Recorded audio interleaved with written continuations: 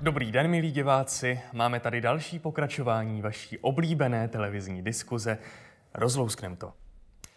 A jakýže je vlastně ten dnešní problém? Je to téměř neuvěřitelné, ale přestože již 200 let funguje zcela bezproblémově program na regulaci obyvatelstva na naší krásné a čisté planetě, objevil se někdo, kdo zcela nepochopitelně odmítá nechat odejít svého dědečka na věčnost, aby tak uvolnil místo svému dalšímu potomkovi. Tímto nepochopitelně smýšlejícím mladým mužem je dnes zde ve studiu přítomný pan Wöhling. Vítejte v pořadu. Dobrý den. Pan Wöhling přišel i se svým dědečkem, kterého samozřejmě také vítám. Dobrý den. Milí diváci, pokaždé, když k nám do studia zavítá tento muž, cítím lehkou trému.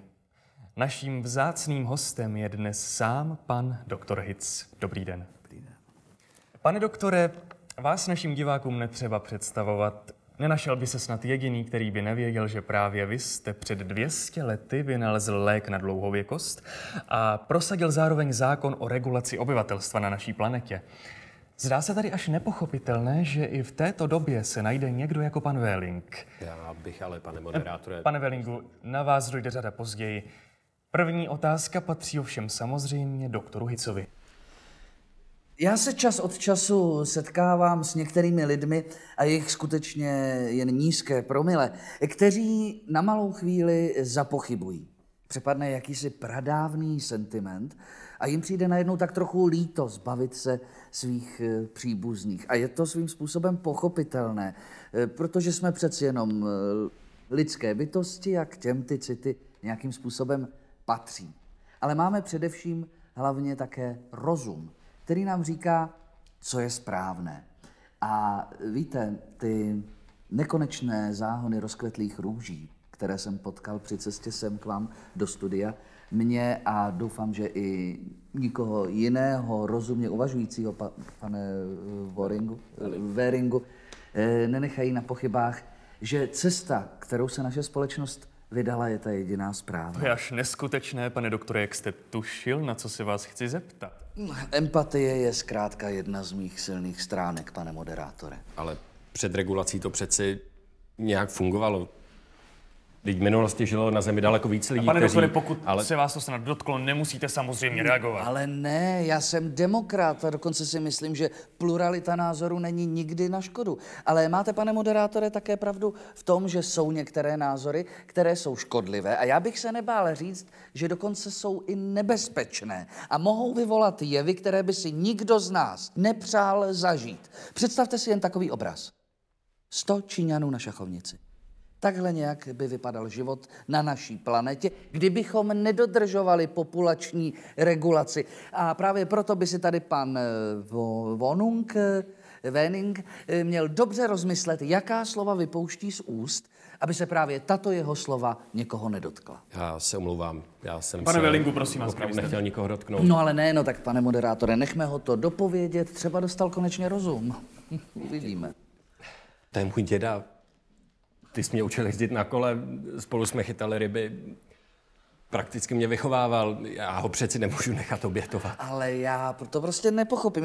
Mně přijde naprosto nepochopitelné, že někteří lidé stále vypouštějí z úst taková slova, jako tady pan Werich. Dřív se proto používalo slovo, dneska už je to archaismus, málo kdo mu rozumí, sobectví. A znamená to něco nechutného a odporného, něco, co zkrátka do naší společnosti už vůbec nepatří. A já se musím přiznat k jedné věci, že ačkoliv tomu na začátku ještě tak nebylo, tak mě už se z těch slov, tady z těch od pana Werichinka, dělá špatně. Já nevím, to snad chce, aby se vrátily doby, kdy na Zemi mezi sebou lidé dokonce válčili? Samozřejmě, že ne, ale tam je... Pojďme se teď podívat do míst plného optimismu a naděje do městské porodnice za naší zpravodajkou Kate.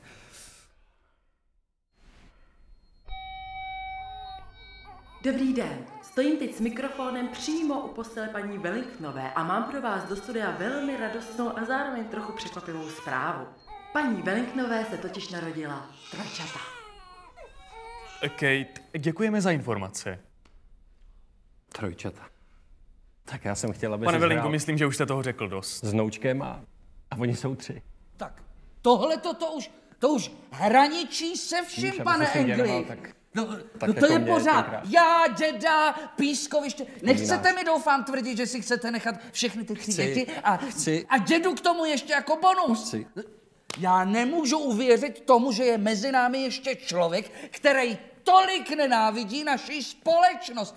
Podívejte se, co jsme vám udělali tak hroznýho, že se nám mstíte takovým podlým a zákeřným způsobem. Co? No, že se nám... Co? Podívejte se, já sám mám 10 dětí. A víte, co mě to stálo sehnat? 10 členů svojí rodiny, přestože nás bylo jenom 8. A odvízt je na věčnost. Já jsem se musel vykašlat na svoje já. Já jsem si musel vzpomenout na to, jaký to bylo, když jsem byl malej, když se mi všichni posmívali. A kde byl tehdy můj děda? Nebyl tam, když jsem ho nejvíc potřeboval. Tak nevím, proč by tam měl být zrovna ten váš.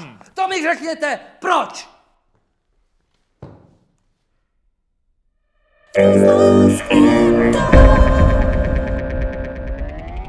Zdá se to být neuvěřitelné, ale slíbených 10 minut našeho pořadu běhlo jako voda. A abychom zůstali věrni názvu našeho pořadu, požádám teď pana doktora Hitze, pojďme, rozlouskněme to. Podívejte se, pane Wellingu. Z lidí jako jste vy je mi nablití. Takže vy teď k tomu svýmu podělanému dětkovi seženete další 2.